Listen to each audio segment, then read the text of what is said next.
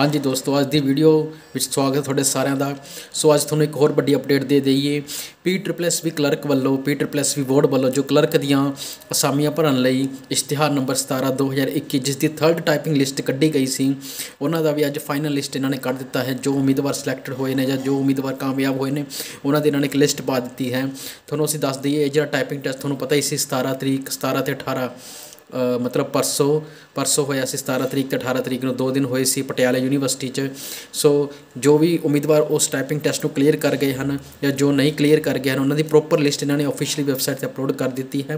थोनों comment section च मैं उहदा link provide करवा देवांगा। सो एक होर वधिया गल है, हुण जिहड़े कैंडीडेट सफल होए हैं उन्हों का हुण जो डॉकूमेंट वैरीफिकेशन की डेट भी इन्होंने पा दी है 21 तो 22 तरीक तक।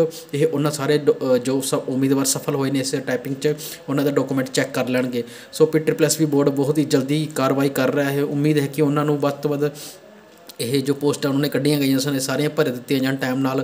सो थोनों पता ही है जो ये थोड़ा ये जो डॉकूमेंट वैरीफिकेशन कित्थे लैणगे, ये वन विभाग फॉरेस्ट कॉम्पलैक्स सैक्टर 68 मोहाली विखे लैणगे थोड़ा। सो जिन्ना भी कैंडीडेट ने टाइपिंग क्लीयर की अपने अपने डॉकूमेंट तैयार करके 21 ते 22 तरीक नूं हाजिर हो जाण उन्होंने दफ्तर विच। बाकी थोनों इसका PDF का लिंक तो रिजल्ट का लिंक सारा मैं थोनों कमेंट सैक्शन च प्रोवाइड करवा देवांगा।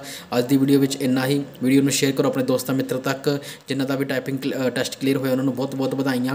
सो हुण तुसीं अपने डॉकूमेंट तैयार रखो, तुहानूं डॉकूमेंट वैरीफिकेशन लई मोहाली जाना पवेगा। सो अज की वीडियो में इन्ना ही। चैनल नूं सबसक्राइब करके रखो। धन्नवाद।